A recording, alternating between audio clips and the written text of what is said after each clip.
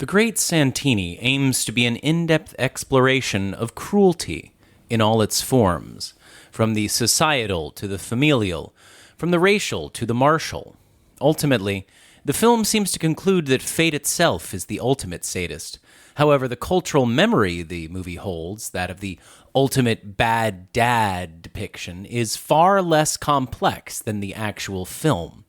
Robert Duvall plays the title character, though confusingly he has a different name. Bull Meacham, a veteran hotshot fighter pilot, runs his family with the same mixture of strict order and goof-offy grab-assing he internalized from a life in the Air Force. This dual personality prevents him from getting ahead both in his career or having a pleasant reputation at home with his children.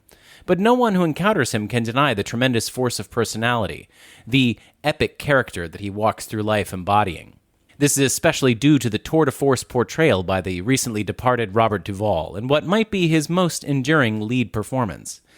The multifaceted personality Meacham exudes is paralleled by the film's complex portrayals of the 1960s South, to the point where one could credibly accuse the story of whitewashing history, by both depicting and somehow shying away from the depths of the cruelty of the world.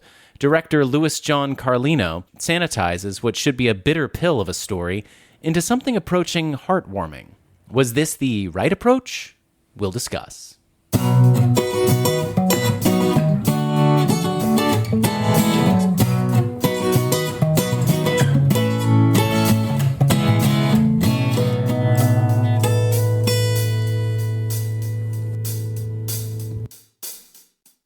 Welcome to Kale Your Idols, a new Hollywood podcast with your hosts, Sam Ludwig and Elena Gibson.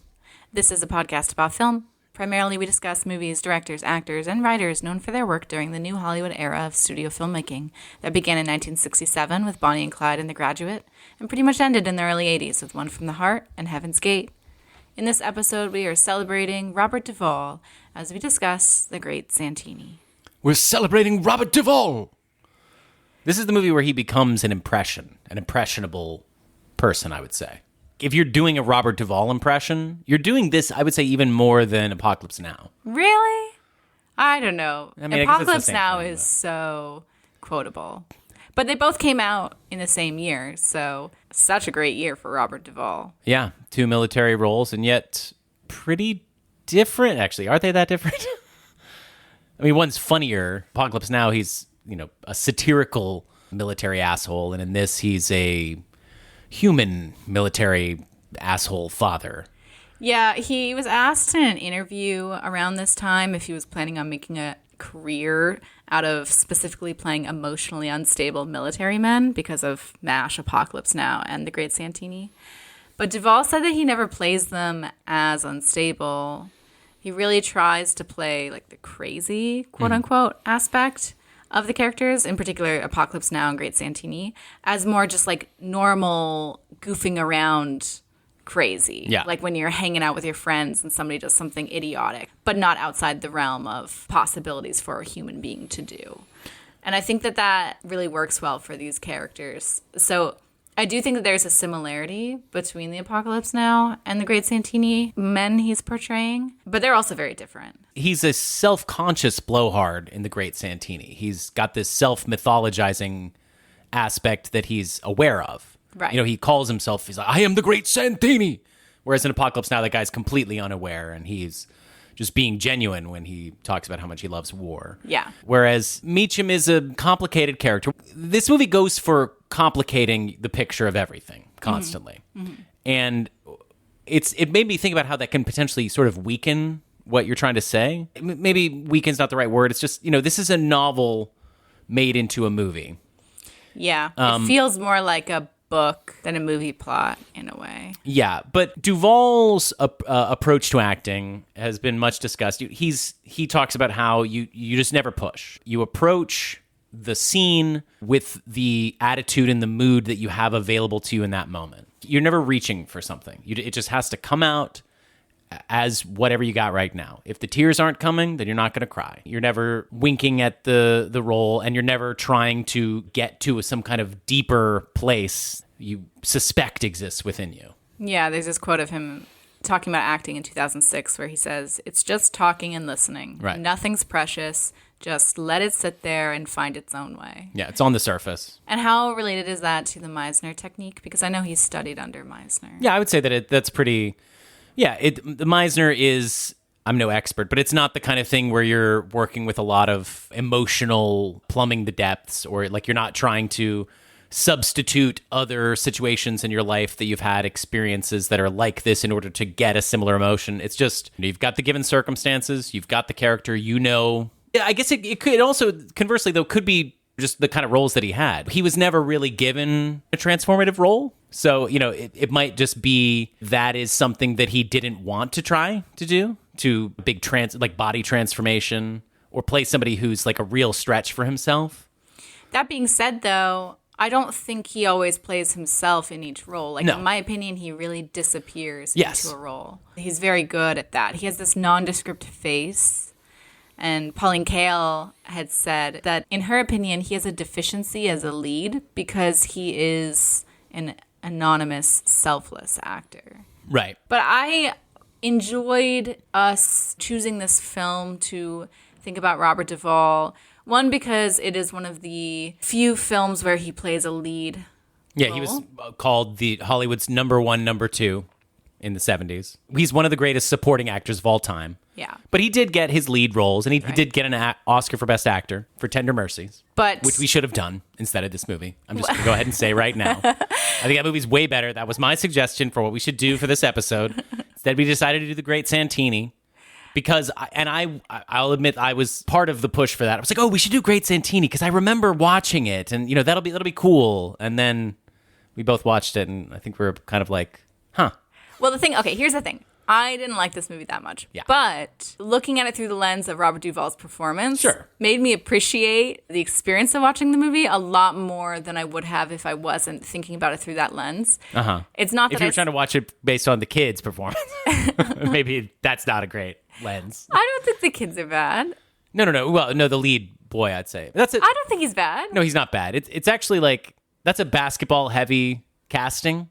Right. They clearly went for, he's got to be able to ball, and he can. He was good. That actor. But surprisingly good for considering that he obviously had to do this physical athleticism stuff. That actor is Michael O'Keefe, plays the eldest son, Ben. He got a Best Supporting Actor nomination for this role. He lost to Timothy Hutton for Ordinary People. There's a lot of Very similar, similarities. yeah. Super similar. Yeah, these are proto-80s movies. They're in both of these movies, teens play a much bigger role than other, 70s films. Angsty teens. Since we're talking about Michael O'Keefe's performance, I do want to play this quick clip of Duvall yelling at Ben, played by O'Keefe, in this one particular scene. Dad? Tumor. Dad, Tumor. You disobeyed a direct order, Hog! A direct order from your commanding officer. Yes, sir. You knew you'd catch hell for it. Yes, sir. You went ahead and did it anyway. I want to know why. Because I promised Arabelle, and I thought Tumor might be in trouble. And what? And because I was your son. What the hell's that got to do with it? Because you would have done it. Santini would have We're done not it. talking about me, goddammit. We're talking about you. Oh, sure. And I'm a Meacham. A Meacham's a thoroughbred and winner all the way. He took snails while the other kids eat cotton candy. He never surrenders. He never gives up. You disobeyed a direct order. I thought Tumor might be in trouble. I told you he could take care of himself. Yes, sir. That's what you told me. I do think Michael O'Keefe did a good job. I know Kael thought she wished there was more to the character because the character is just irreproachable, perfect, and she thought that O'Keefe was a bit inexpressive playing him. I would agree. And I do see that for sure. He's got a lot of weird stuff to do, though. I don't love a lot of the material that he's given. He's got a lot of crying. Got a lot of crying, got a lot of being oh so charmed by his buddy Tumor. Oh, God. We'll talk about that storyline. The worst part of the movie. Yeah. But Michael O'Keefe is best known for playing Danny Noonan in Caddyshack.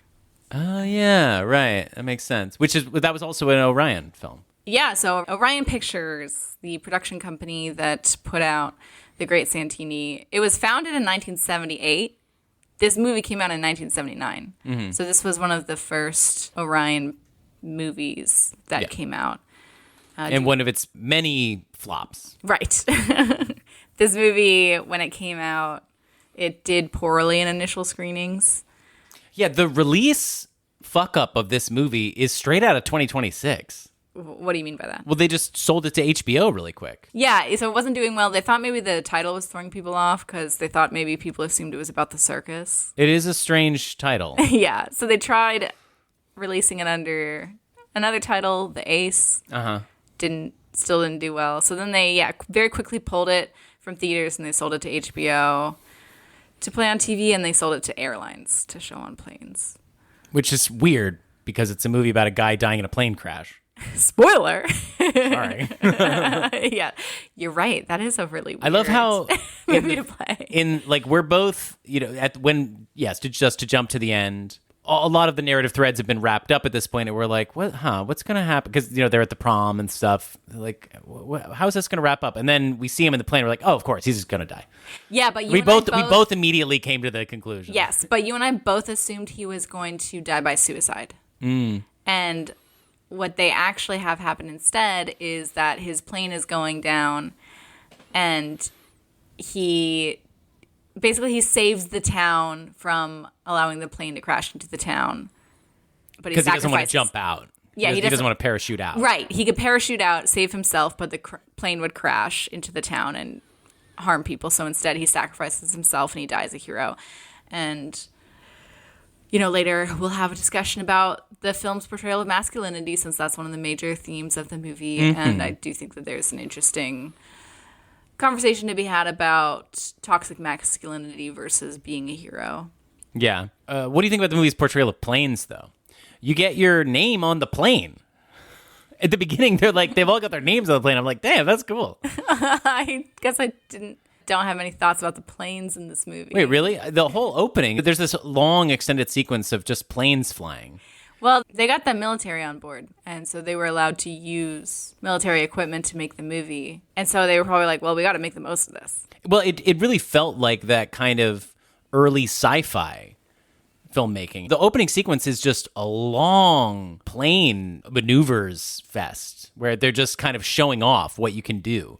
And it lasts for a long time, and it's not exactly the most exciting stuff I've ever seen, but it kind of reminds me of in early sci-fi where they just kind of want to show a ship for a while, and people are supposed to be amazed at the spectacle of that. No, I really do think they were like, this is cool that we got this equipment, right? Yeah. It doesn't quite read very cool. No, it doesn't. It's not like Looks Apocalypse fake. Now. Like Apocalypse Now, when they show the real military helicopters. Right, That yeah. is cool. Yes. This movie didn't pull it off.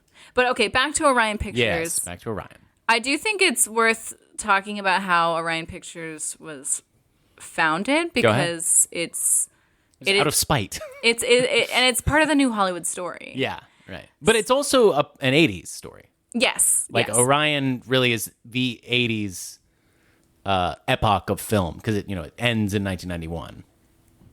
Oh, yeah, that's 92. interesting. So it's they kind of just the 80s right. when it existed. Yeah. But go back to the origins. It was a joint project between Warner Brothers and former executives from United Artists who quit. The executives from United Artists were not happy after Transamerica bought United Artists in the late 60s. They just did not like how the company was managing United Artists. For example, I read that Transamerica wanted access to medical records for all of the department heads. And the executives were like, that's bullshit, which it is. Which is interesting because United Artists was founded by artists. Charlie Chaplin and Mary Pickford and Douglas Fairbanks. It was supposed to be this artists forward studio. And then Orion breaks off. And that's kind of the pitch for Orion is we're just going to be a distributor. We're not going to creatively meddle, right? Yeah, they were just supposed to be a financing company, and they're supposed to allow the filmmakers complete creative control, just like UA did. They're basically like, okay, our UA tanked because Transamerica bought it and it's fucking it up, so let's just create a new version of it. But yeah, after the 5 executives from UA quit, a bunch of important Hollywood figures took an ad out in the trade magazine saying that Transamerica made a huge mistake letting them leave. It was going to be bad news for UA. And then shortly after, United Artists' Heaven's Gate came out and flopped in 1980, which ultimately led to Transamerica selling United Artists to MGM. So Heaven's Gate, obviously that's a big movie in the New Hollywood story because it kind of brought about the end of New Hollywood, or it's one of the movies that brought about the end of New Hollywood. And it's interesting that that flop is perhaps a result of those executives leaving United Artists and forming Orion Pictures. Oh, because no one was minding the store? Right. You mean like those guys, these are the smart people who would have made it not be such a colossal fuck up? Perhaps. But the whole point was they didn't want to meddle in an artist's vision. So do you really think that they would have been able to rein Cimino in if their whole goal is like let them do what they want? Well, that's an interesting question. Well, I guess we'll never know. It's possibly the most meaningless contrapositive that anybody could ever wonder about. But yeah, anyways, so The Great Santini was one of the first movies that Orion Pictures put out, and it did not do well. As many Orion films did not. They had a very high ratio of failure, even though they also had a very high ratio of enduring films. What are their biggest films? Oh, I mean, it's endless. It's like Caddyshack, The Terminator, but they won Best Picture 4 times in the 80s. Oh. And then went bankrupt a year after they produced Silence of the Lambs, which won the Big Five. Wow. I mean, yeah, they couldn't afford to make any more movies. They had to declare bankruptcy because they were just, insolvent, despite having so many successes. Well, yeah, because they also eventually split off into, because this is the era of home video and cable and TVs. I guess people are trying to diversify in those regards, and they started creating television shows such as Cagney and Lacey, which starred Tyne Daly, who's in The Great Santini. A lot of their movies are cable classics, the kind of movies that everybody knows, but you don't realize were actually not a big hit when it came out. So that was kind of their thing, is to sell it to cable? Or to ultimately distribute it themselves in home video, making their money back on home video. Well, yeah. I mean, this movie, like I said, sucks. Kind of sucks, yeah. Yeah. I think, in my opinion, the worst part about it is its handling of racial politics. You didn't find that sensitive? It's very clearly trying to tackle racism in a responsible way. Sort of. It's more like it's using racism in a way to usually talk about other stuff. What bothers me so much is there's this backdrop of racial tension, but they pull their punches in a lot of ways. Yes. With the actual stuff that happens, but also, again, another spoiler, Toomer's death is ultimately just a tool to have Duvall and his son have a conversation. Right. So right. It's a horrific scene. Yeah. It's crazy that it's so horrific despite the fact that it pulls the punches, because there's like this white racist bully in the town who has been antagonizing Toomer. Yeah. He's a teen also, right? Does he stutter too? I think he has a stutter, yeah. He's black, and he's definitely depicted as like, the mystical, the perfect, noble friend who has no faults. Like, they try to give him a little bit of grit when he has that joke about like, ugly and stuff. But it's like, oh, Toomer, you're so crazy. Like, it's such a he is such a fake cringy character. Yeah, because it's just not. He's just not. He like has a wagon. He's got like a wagon. Yeah, there's a scene where he's rowing, like him and Ben become friends. Yeah. And he's rowing Ben down a river. So it's like, it's definitely evoking the visuals of Huck Finn in a way that's just, it's just weird. It's definitely, the movie, in my opinion, is in conversation with famous Southern set works. It's a Pat Conroy book, which that was a hallmark of his work. Pat Conroy grew up in Beaufort, South Carolina, which is where this movie takes place. So he is Southern. Yeah, but it feels like that thing where he's trying to tell you what it was really like, but it's so clearly from the perspective of a white guy. Yeah. And yeah, the problem is it's like stuff where, so Bull Meacham, he's this gruff asshole in a lot of ways, but he's also pretty fun. And, we'll talk about the personality that he has later, but the movie takes pains at first he has a meeting with Toomer's mother, who becomes their maid, and the movie's very much like, he's not racist to her. He's joking around. You would think he would be racist, but he's not. He's because there's also, this movie's about like people from somewhere else coming to the South, yeah, and sort of trying to be Southerners or whatever. But then later on, he does make racist comments about like Asian people, which makes sense because it's set after World War II. And not saying. It makes sense for the character. Right. I'm saying, Yeah. but then also later he does seem to be pretty racist towards black people as well. But the point is that the movie it's like it's not black and white. It's not it's not black and white. Like it's not simple. Just because he's a jerk, he can still be a noble, non-racist guy, and they're using that to make him a complicated character. Right. But it makes it just feels like they're orchestrating you to feel a particular way about him, and both be able to judge him but still find him noble, which is he sacrificed at the end. He's a bit of a bipolar character. This movie, the way it depicts racial relationships between the white family and Toomer and his mom, it reminds me a lot of Green Book. Yeah. The way it's from the perspective of the white person patting themselves on the back for being friends with a black person. It just feels very self-congratulatory, definitely white savior. Well, so I watched this movie in film class. In high school. High school, in freshman year. The film class I took. Do you remember what the discussion was about this film? Not at all. I mean, I'm sure that it was mostly about the father-son relationship and probably, the performances, but yes, I was trying to think. I went back and thought of all the movies that I watched in that class, and it was like Citizen Kane, Singing in the Rain, American Graffiti, Great Santini. Ooh, that's kind of rhyming. Why would they pick the Great Santini? Well, that's the thing. No, and the other one I remember was I think Rebel Without a Cause, teens or whatever. I think it's like teen relating stuff. Okay, but also I suspect it was due to the racial parts of the story. Like I feel like that has to be part of, it's like how they make you read To Kill a Mockingbird in high school. Right, but like the racial aspects of this movie aged so poorly. I feel like it would have even seemed dated when you were in high school. I didn't remember any of that stuff. I had no memory of anything in the movie other than the basketball scene with his dad. Where Robert Duvall is throwing the basketball against his son's head. Yeah, this is similar to a Saturday Night Fever thing where I think that is very enduring.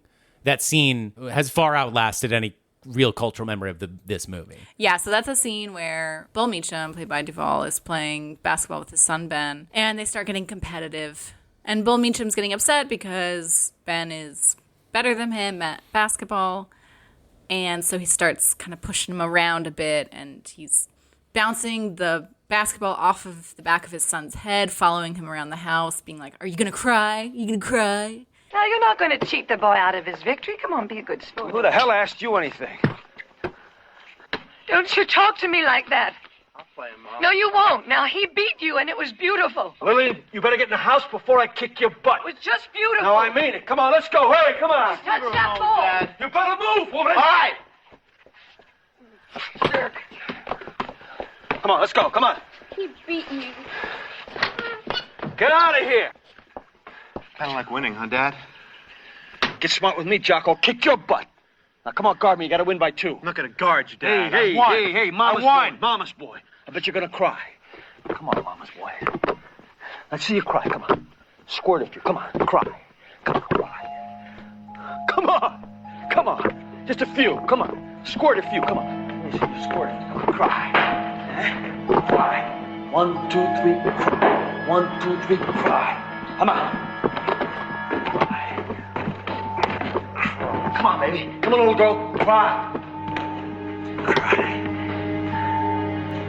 My favorite daughter, Ben. I swear to God, you're my sweetest little girl. This little girl just whipped your ass good, Colonel. And it's parodied in Spy Who Shagged Me. the Austin Powers movie. Yeah. No, you want to run things here? No, not at all. Huh? You want to be daddy? Is that it? Number 2, you want to wear the daddy pants? Huh? You gonna cry? Why You would gonna cry? they so? Huh? You gonna cry? You gonna cry? You gonna? What are you? You're gonna squirt some? You gonna don't cry? know. Huh? Yeah. See, you're gonna cry, huh? You're a big man now, huh? Yeah. Thought so.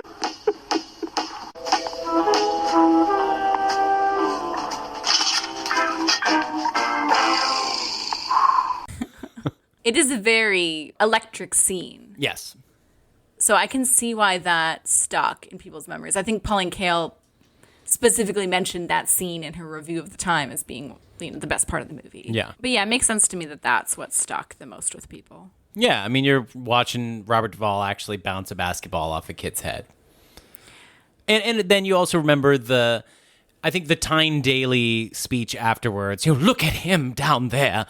This is the closest, because Robert Duvall then starts practicing all night in the rain. And she's like, that is him. That's the closest he could come to apologizing to you. That's him admitting to you that he's going to have to work hard to beat you now. Tyne Daly? Are you talking about Blythe Danner? My God, yes, right. Tyne Daly's in Cagney and Lacey. Blythe Danner is in this. Sorry, you said Tyne Daly earlier. I did say Tyne Daly about about Cagney and Lacey. I'm sorry. Take yeah, that right. out. Take that out. But I corrected myself now. Okay, no, it's fine. I think that people understand that to mix up Blythe Danner and Tyne Daly is no great crime. We've all done versions of that. I do not know who Tyne Daly is. Tyne Daly, they're both kind of old ladies now. I mean, they're sort of like similar ages. They're attractive, patrician, older ladies, I would say. But Blythe Danner. Blythe Danner. Gwyneth Paltrow's mom. Yes, and also for any lesbians out there, she is also the aunt of Catherine Mernig from The L Word. Oh, yeah. Interesting. Blythe Danner, I mean, one of the all-time hotties. A lady who, what is she, like 80 or 85 years old now? And if she is in a movie or a role, it's like, wow, that's a really hot old lady. She was in this movie called I'll Remember You or whatever a couple of years ago where she had a romance with, it was her choosing between Martin Starr and Sam Elliott. And I don't know, it was a really sweet movie. It's kind of a movie you would hate because it's about old people. I realize the only other movie I've seen her in is Meet the Fockers. Right. Like Well, I haven't even Meet the Parents. No, I have not seen Meet the Parents. Yes, you have. We watched it together. We were both like, this doesn't hold up. What? Yes. How would you have seen Meet the Fockers? I watched it when it came out. We watched Meet the Parents together. I've seen Meet the Fockers without you when I That's was fine. younger. I don't know if I've seen Meet the Fockers. Well, I have. There's a scene where, say, if it's yellow, leave it mellow. If it's brown, flush it down. Yeah, well, I didn't need to see the movie because I already knew that. That was just a part of growing up for me. Blythe Danner, though, she's Martha Jefferson in 1776. She's just a hottie, I guess I've seen her in that. Yeah, you've seen her in that too. Yeah, there's a part where Robert Duvall's toasting his son. May you have a wife as beautiful as your mother, and I'm like, good luck, man. Yeah, she's very hot. Yeah. He gets a note from her at one point. Yes. And there's treacly music that plays. This kid must just be fucking in love with his mom. There's another part where she goes in to like give him a kiss. Damn, what would that be like? Just like your mom is like this super hot lady being like, give me a kiss, sweetie. I don't think you'd sexualize your mom. I think you would just get annoyed at all your friends who think she's hot. Yeah. She went to high school in Bucks County, which is near where I grew up. Robert Duvall is from here. San Diego. I know. It's cool. So many connections. But yeah, Pauline Kael thought that Blythe Danner comes close to creating a believable woman out of an idealized mother figure, Yeah. but she was given an undramatic role and didn't have much to work with. I would agree. Give him a big juicy and boys give him a firm handshake. That's what Blythe Danner says in this movie. Is that her first line? Yeah, it's give him a big juicy. The kids are waiting to greet their father. It's definitely clear. She's saying the daughters give him a big juicy. Yes. The sons give a firm handshake. Okay, That's because right. as we said As before, it should be. Yes. This movie's about masculinity. Yeah. Toxic masculinity. The early 70s movies showcase masculinity. Uh-huh. And like celebrate it, I guess, glamorize it. Okay. Right, and then we're interrogating it. Yeah, this is ordinary shifting people to too. Mm-hmm. Where it's saying like that's actually kind of bad. This is the betaing of the American male, the beginning, the cucking of the American male. I'll ignore that. Obviously a joke. Go on. But yeah, Bull Meacham, he's just this like hyper masculine. His name's Bull. Dude. Yeah, like he was kind of set up to be a toxic male figure with a name like Bull. Yeah. It's not his fault. Is it a nickname or is it? I mean, he's got a nickname, which is the Great Santini. Right. He can't self-mythologized. It'd be nickname. weird if he had two nicknames. Can you just name somebody Bull? People used to name. There's, they could name him Moose, like in Archie comics. You can name somebody whatever you want. I could name somebody Bull Moose, like the Teddy Roosevelt third party. You could. Anyways, this is my son, Bull Moose. This is my daughter, Bull Moose. This is my non-binary child, Bull Moose. You could do that. Okay, you're getting bored. You don't want to go down this pathway? Okay, anyways, toxic masculinity, the army. Are you trying to tell me that this man's army has some sort of problems? Like it's not making men into their best selves? It's weird because they were only able to get the permission from the military to use their planes and whatnot if they made some changes to their script. So clearly the army or the military... More eating fake vomit, please. Gross. That scene was so gross. I'm sorry. I thought that was a pretty good gag. It was funny, but it was gross. Yeah. I'm glad you can admit that it was funny. There's a scene where Bull Meacham's playing a prank, and he pretends to eat his own... No, he pretends to throw up, but he really spills a bunch of, cans of cream of soup. mushroom. Cream of mushroom soup. Yeah. In front of a big fancy dinner, or in front of, a country club set. And then after they've been asked to leave because they're being too rowdy. So then he ups the ante. What type of military are they again? They're in the Air Force, right? Air Or the Force. Navy? I think it's the Navy. The Navy? It's so funny how there's, planes in the Navy. Yeah, it's weird. Yeah. They should get that worked out, the military. That seems like an oversight.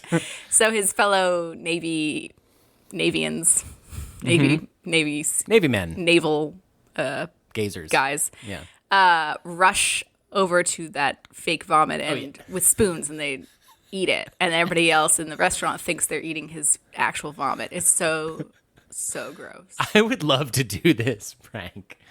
Although it is just gross that they're eating cold soup off of a floor in the first place. It's probably room temperature soup. Okay. But it's not hot, which is the way you want it. I guess that's true. But who would eat cream of mushroom soup? That's for making casseroles with. That's interesting. So do you never eat cream of mushroom soup plain? Well, I never have. I haven't either. But, those military guys, they're used to roughing it. Anyway, so it's interesting that the Navy signed off on the script. So clearly they thought that it wasn't criticizing the Navy too poorly. Bull Meacham is chastised by his superiors for being too much of a goof. Yeah, that's what's interesting is he's not bad at being the military. Yeah, in a exactly. way. So I feel like... Or he's good at it, but he can't get ahead. And I think that detail kind of absolves the military from being obviously the problem in this script. Well, I think it's obviously hinted at that the military is kind of part of the problem of why there's this issue with masculinity. Right. In a very damaging way, but I don't think that the script actually goes there in a meaningful way. He's a bit of a bad apple. All of his friends usually think he's going too far, and that he's also a drunk, and he is this person. He has this reputation for he's being brought into this regiment to whip them into shape, and you get one scene of him being like, all right, gentlemen, you're going to be better at flying now. Dismissed. And then you never see him doing any... I mean, I guess you have another scene where he's, teaching them maneuvers or whatever, but you never find out if he actually whipped them into shape. Right. That's I thought that was a bit of a dangling thread. Yeah. But, see, that's interesting that you're saying that you think that the portrayal of the military and him not being a success in that regard, you think that's to cover the ass of the military. Because I think that's one of the things that... Again, this movie is always... It's always complicating things in a way that makes it more interesting than effective or good. And a lot of these choices, they do kind of smack of not wanting to be offensive to anybody, not wanting to be too offensive to Southern racists. Right. Or trying to show that there's good and bad in everybody and every system. Except the high school football coach is pretty... moral, staunchly moral. Basketball coach. Forgive me. What? It's a fucking tomato, okay? Ben's very moral also. Yeah, Ben's very moral, yeah.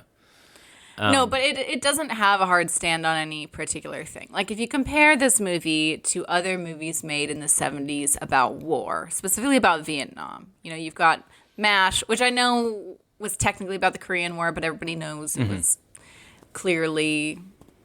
supposed to be a metaphor for the Vietnam War. And had Robert Duvall in it playing a hard ass of a different, a sort of stick up his butt military rule follower who's not grab assy enough. Yeah. He's not doing enough goofing off in MASH. But that movie clearly is very critical in a lot of the ways of how military life is run. Dehumanizing, makes you act in ways that like the main characters in MASH are also pretty morally complicated. Right. Like they're not just shown as being like pure. I mean, I guess we came down to the side that they're shown as being pretty heroic, but they're also doing shitty stuff and being sexist assholes. Yeah, but they clearly think that the system they're in is messed up. Yes, well, and this movie is also about a time between wars where it's just drills and keeping things ship shape, but you don't really have a purpose. He has a monologue about this. Right.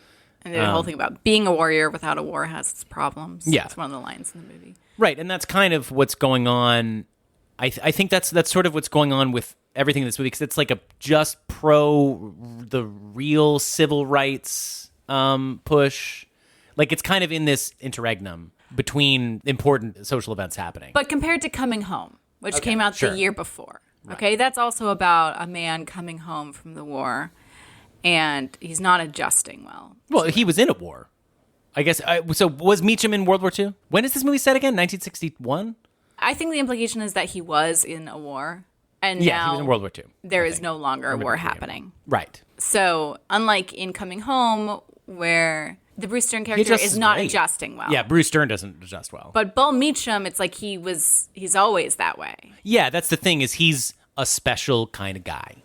Is a big part of the whole movie. So I don't think it's criticizing the military, actually. It's just talking about his specific personality. Right, I guess you're right. Like, you think this movie is ultimately pro-military, but it doesn't feel that way, because what's weird about this movie is, you know, I sold it to you. I was like, when I foolishly helped to zag us away from Tender Mercies, in my opinion, I was like, oh, we should watch Great Santini. It's like the ultimate bad dad movie.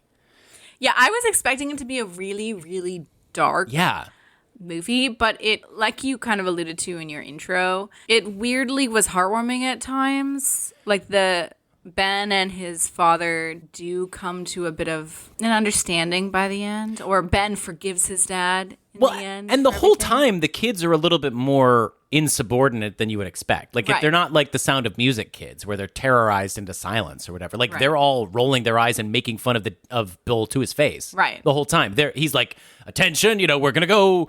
we're going to move at 3 a.m. in the morning. And they're like, oh, fuck you, god damn it. And, like, they all hate him, but they love him. And he's just, like, kind of a drunk kook. And he has his moments of not quite being affectionate, but being charming and joking around and wanting to have a moment with his son, who is too sleepy to appreciate it, but he wants to get him drunk. And it's not all the basketball scene all the time. No, I agree. Like you said, the kids do kind of push back against him. There's a scene where Bull Meacham is, he's kind of trying to beat up Blythe Danner and Ben, and all the other kids are just piling on top of the dad, trying to get him to stop. And I thought that was a pretty effective scene. Mm-hmm. Just those kids all trying to fight against the dad. And one of the best characters in the movie is the daughter, Mary Ann. She is... Great character design. Yeah. She is just so different than everybody else in the movie. She talks like somebody from the 80s. Mm-hmm. Like, she says, like, how psychosexual can you get, Dad? Right. She's, like, fucking with him in that one moment where she's trying to, like, make him sexually uncomfortable. Yeah, and she's always, like, teasing him about stuff. She's like, what if I had a black boyfriend and we had sex? Yeah. Like, how would you feel about that? Or she also teases him about, hey, my last name's Meacham, but can I even be a Meacham if I'm a girl? Right. Because you clearly only like boys. She's just very antagonistic to him in a way that's so modern for the time, and definitely feels way more 80s than 70s. Yeah, she also has glasses, and she just seems like a sort of proto-feminist of some kind. Yeah. Like a feminist in training. Right. Right down to going to prom with your brother. But yeah, I kind of feel like he's got some kind of bipolar disorder. Or, like, I think he's manic depressive. So the thing is that this character, Bull Meacham, is based off of Pat Conroy's actual father. So I can see why that character turned out as more of a complex character, because like he's a real based person. on a real person, yeah. Apparently, Pat Conroy's father was much worse in real life than the depiction of Bull Meacham. I wonder if it was worse in the book, too. I kind of want to read the book. Yeah, no, I wondered that, too. Because he also wrote Prince of Tides, which is about a troubled relationship with a mother. So I kind of feel like Pat Conroy was early in the psychologically analyzing your parents, having an image of like understanding them better than they know themselves, having the psychological tools to see their pathologies. I thought it was interesting because I was reading about this, and Pat Conroy's father thought that his portrayal in the book The Great Santini was a pretty truthful portrayal of himself. Even though he was, portrayed as a bad dad. You got me. Yeah. And he would attend book signings with his son and sign it Donald Conroy, The Great Santini. That's fun. People asked Pat Conroy later, like, why? Because, they mended their relationship later after the father retired. As often happens, yeah. Yeah. After he retired from the military and Pat Conroy was an adult. And so people asked, like, Pat Conroy, why were you okay with your dad coming and signing the books like that? And he said, my father and I had to search for ways to say we loved each other without saying words. Right. So, that's a lot like Bull Meacham in the movie. That's true. Because Bull Meacham, there's this scene where he's so drunk and his son Ben is kind of just really seeing him for the first time and feeling bad for him and everything. He's like, I love you, Dad. Right. I can just tell you, I love you. And he's like, get the fuck away from me, or whatever. Yeah, it's like one-sided. Right, yeah. You do feel like Bull Meacham does love his son. Of course, yeah. But he'll never be able to say it. Right. Fun fact, Pat Conroy's dad, when he was dying, they were planning out his funeral, and he got buried in the same cemetery where Bull Meacham got buried in the movie. So he was like, second time he was buried there. Oh. Speaking of that, I was thinking when we were watching this movie, I was like, what's the fucking deal with 21 gun salutes? It's just, how did they get that idea? Did they originally actually have 21 guns? They would just like all shoot once, and then they were like, I don't know, it's not quite right. We got too many guys here, and also it's not enough majesty just to do it once. So then they were like, okay, well, we can't just call it like a 7-gun 3-time salute. 21 gun salute does have the right ring to it. I can't tell if you think this is an interesting. I don't know. I don't think it's interesting, and I also don't really know exactly what you're talking about. Are you saying that there's... You don't know what a 21-gun salute is? No, I mean, I know there's that song. No, that's what... It's the thing that happens... Okay, well, I'm glad that you don't think it's interesting despite having no idea what I'm talking about. No, I know. They shoot guns when military people die, okay? Yeah, I know that. They shoot... 7 people shoot a gun 3 times, and of course everybody at the funeral has to like do their little flinch 3 times, and that's what you want to see in a movie. But it's just such a strange arcane symbol. Like how do you arrive there? It's 7 guns shot 3 times. They're calling it a 21-gun salute. I bet we could look this up. I bet there's a very specific reason. And but you don't want to at all. We're not going to. Okay. No, you know what? Okay, fine. Let's look it up. Let's look it up. Forgive me. You're right. We're going so long, and that we have so much left to talk about. I'm looking at military.com for the history and meaning of the military tradition. It was originally a 7-gun salute. 21 gun sounds better because of the like little internal rhyme. They could call it a 7-gun salute. Honestly, I'm sorry, it's too boring for me to keep reading. I think it was something like the ships that started doing it had 7 cannons on them. They'd shoot it 3 times. I don't know. I was correct to think it wasn't actually that interesting. Well, aren't you just so much more brilliant than our nation's military theorists? So yeah, this movie's got some good basketball in it. The basketball scenes are the best. Yeah, in the movie. Yeah, anything involving basketball is good. That basketball court that they're playing in is crazy though. That like wall of risers, the people are sitting up and behind. This isn't great radio because you're not really understanding what I'm talking about. Yeah, I didn't really notice it. But that's a pretty arresting scene where his father drunkenly makes him foul another player and break his arm and gets him kicked off the team. Sure. Yeah, that was a good scene. All right, I don't have anything left to talk about aside from just more about Duvall's performance. Let's do more Duvall. I genuinely think he's good in this bad movie. Yeah. Really does a good job of creating a complicated personality for Bull Meacham. Like, he has genuine charm to him. But then when he is being abusive, you're like, this is a very realistic way that a dad would be abusive. Right, yeah. It's not so over the top. No, yeah. But, I mean, like, but it, just to kind of bring back in the tumor storyline, it can't quite show anybody being a true sadist because they're these bullies that attack Toomer. So Toomer basically is getting bullied by this guy. And then Toomer stands up for himself, and threatens the guy in front of everybody. And the guy's like, I'll get you, Toomer. I'm going to come back. And so then the white guy and the posse and his posse of bullies come to Toomer's place in the middle of the night. Toomer's got all these dogs. And, the posse's like, we know something's not right here. But Toomer's like set this trap for them. And what does he do? I don't remember. He's going to like sick the dogs on them. He's going to sick the dogs on them or something. They all run off. But then they come back with a gun and shoot the dogs. One of the dogs dies. So trigger warning. A dog dies and it's awful. And then Toomer dies, then it's even more awful. Yeah, but the bully, he's like, wait, Toomer, I didn't mean to hit you. I'm sorry, man. I totally didn't mean to shoot you. Toomer, don't be mad at me. And like the dogs rip the guy to shreds, right? He six the dogs on him? Yeah, I think so. But the bully has this, wait, this got way out of hand, man. I was just trying to be racist. I didn't mean to, kill you. Or it's so odd.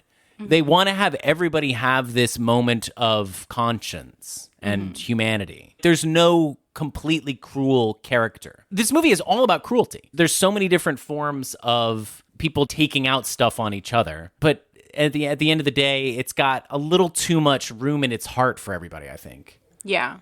And I like that with the character of Bull, I guess. But I kind of also don't. When he gets too saccharine and weepy, I don't love... I mean, it's like he pulls it off, but I don't need that. I like the ending sacrifice of himself. I like that kind of quiet nobility that he's doing by himself.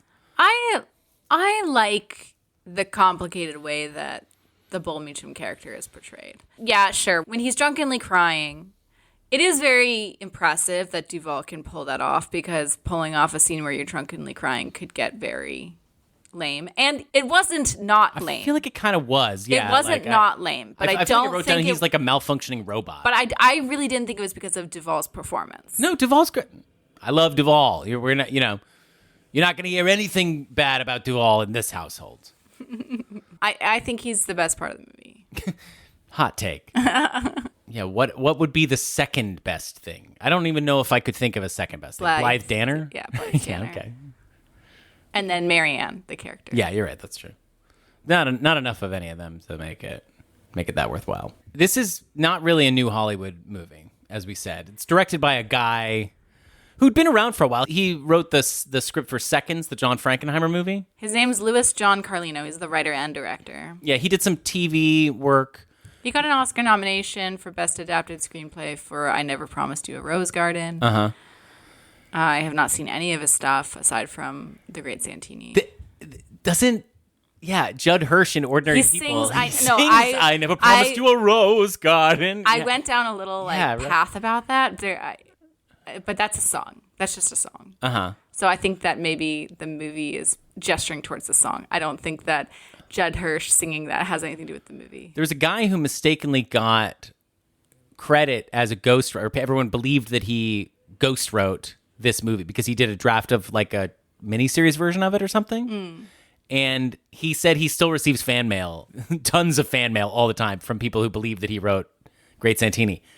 People are writing fan mail about the Great Santini script? That's so weird. And getting it wrong? Like they love the Great Santini so much that they do this bad research and send it to some random other writer. I bet he got like 2 pieces of fan mail and he just tells everybody, He's dining out on it. I still get fan mail, man. He's in the Wikipedia. I have a whole section. I know. We're not going to say his name. I bet he wrote it himself. He wrote the wiki entry. What a life to be coasting off of false attribution of a ghostwriter. Like it's not even people believe he had a credit. Anyways. No, I agree with you that it's not really a new Hollywood movie. It takes place in the 60s, but it feels more like an 80s movie. So it's kind of like this movie just skipped over the 70s. Maybe we should have gone with Tender Mercies. I think we should, personally. I love that movie. I adore that movie. How long are we at? We're at 1 hour. Okay. That's fine. Well, look, it's a short episode today, okay? I honestly feel any longer would be wrong. Right. This movie does not deserve that much ink to be spilled, even on a modest podcast like ourselves, like our own. Great Santini, not so great. No, but Robert Duvall, great. So Do you know? Yeah. Because I was like reading about his career, and did you know that he was roommates with Dustin Hoffman? Oh yeah. No, of course. Yeah, we should. Right. We got to talk about the Duvall, Hackman, Dustin Hoffman trio of friends. Yeah, and maybe let's just talk about Duvall's career a little bit. Sure. Yeah. Because if we're not going to talk about this movie a lot, this is the Duvall episode. All right, we're dragging ourselves back in. Okay. He was in To Kill a Mockingbird. Yeah, that was his first film performance. He only has like 5 minutes of screen time in that movie. But yeah, he began stage acting in 1952. Studied under Meisner in the New York's neighborhood Playhouse School of the Theater, starting in 1955. That's the theater where people like Gregory Peck, Steve McQueen, John Voight all trained there. And yeah, he shared an apartment with Dustin Hoffman, hung out with Gene Hackman and James Caan. Who's James Caan? James Caan plays Sonny in The Godfather. Oh, okay. And they'd all just sit around talking about Marlon Brando. Right. And they all felt that they were better than the other actors, which I guess, that is borne out. Yeah, they probably were. But yeah, he, in the 60s, did a lot of guest starring on TV shows like Alfred Hitchcock Presents, The Twilight Zone, Outer Limits, etc. Mm-hmm. And then he made his film debut in the 60s as well, as you mentioned, To Kill a Mockingbird. And he just had a really great run in the late 60s and then in the 70s in film. Yeah, he's the only one who's in all 4 of Coppola's 70s masterpieces. What's that? That's Godfather 1 and 2, The Conversation, and Apocalypse Now. Yeah. Coppola said he was like the best actor in the world. He did 1968 Bullet, 1969 True Grit, 1970 MASH, 1971 THX 1138, 1972 Tomorrow, which was his personal favorite, 1972 The Godfather, 1976 Network. I'm just mentioning the hits. Mm-hmm. He did The Outfit. Yeah. I'm skipping a lot. Highly decorated. Yeah. He's got 7 Oscar nominations. And including for 2014's The Judge, which is a much maligned film. I don't know that movie. I remember he directed a movie called Assassination Tango in the early 2000s, which is about a guy who likes to dance the tango and is an assassin. He's apparently really good at tango. I know. Well, it was his dream project. I kind of want to watch that movie. I remember. Yeah, I just always remember the cover. It's like him doing a tango pose. That sounds fun. It's like 70-year-old Duvall. Yeah, he has, in addition to his 1 Oscar win for Tender Mercies, he's got 2 Emmys, 4 Golden Globes, a BAFTA, Screen Actors Guild Award. He's just really great. In 1980, Vincent Canby called him the American Olivier, and the best that we have. He's an actor's actor. He's one of these people who's famous enough that I feel like I've always kind of known his name, and I've always probably recognized him. Like, I never had to learn who he was, but he was just, he was the supporting actor Zelig of the 70s. He would just happen to be everywhere. Mm-hmm. And he seemed like a great guy. Yeah, I mean, a little conservative. Yeah, okay, well. But very anti-Amazon and Walmart. He did a lot of protests to keep them from building their factories and their stores in places he didn't want it. Yeah. Well, I support that. Yeah. Yeah, I read that after he won for Tender Mercies, he turned down the studio's offer to have a cast party at Studio 54. And instead, he had a homey party at his own apartment in New York City where it was home-cooked food and Wilford Brimley flew in from Tennessee. Hell yeah. And they just had this big party. It ended at 3 a.m. and it ended with everybody holding hands and singing Amazing Grace. Oh my God. That's great. So that just kind of, I feel like, captures the Robert Duvall thing. Yeah. He's kind of just like a hometown good old boy, I guess. Yeah, no, right. I remember somebody said that he has a particular flair for the common folk. Which works well because he's just got that kind of face. Yeah. Yeah, he's great. It's a shame that he's dead. Yeah. Cold Stone rating for Robert Duvall? Gotta have it. Gotta have him. Yeah. Cold Stone rating for Great Santini. Not gonna make my scale. Nor mine. We both were we letterbox rated it, and I put 3 stars, and you put 2.5 stars. And we both were like, after we saw each other's rating, we were like, oh, should I switch mine? Yeah, I was like, should I have given it 3 stars? And you were like, should I have given it 2.5? And I wound up being the one who changed it. And I stuck to my guns. Yeah, it was the correct rating. Yeah, that's not a 3-star movie. No, yeah, it's like you feel like you should give it 3 stars because it's like famous. Like, I guess it's got him in it. Because that one scene. This one scene is very popular, but it's like, no, this movie's kind of, you never need to watch it. Honestly, shame on my teacher for showing it to us in film school. Think we could have watched Casablanca. All right, well, that concludes another exciting new Hollywood adventure. Thank you all so much for listening. Don't forget to subscribe to Kill Your Idols on the podcatcher of your choice. Please take the time to leave a rating or review. It is extremely helpful for small podcasts like ours. We'd love to hear from you, so please reach out to us on Instagram or send us an email to killyouриdols@gmail.com. We want to say thank you to the Illuminator for our logo, and thank you to ourselves for everything else. Please join us next episode where we will continue to celebrate movies made by new Hollywood figures who recently passed away. Next up, we will be celebrating the other Duvall, and that is Shelley Duvall, who is, by the way, not related to Robert Duvall at all. People were just fucking named Duvall and shit back then. I guess so. I feel like they gotta have been related Somewhere. somewhere. Yeah. Even if they are not aware of it. They look pretty different. Well, that's what I'm saying, really far back. Yeah, okay. But anyways, to celebrate Shelley Duvall, we will be talking about The Shining. That's right. Going from a shitty movie to... one of the best movies of all time. That's right. Looking forward to it. Hey, Peter Fonda, how did we do? We blew it. What? What?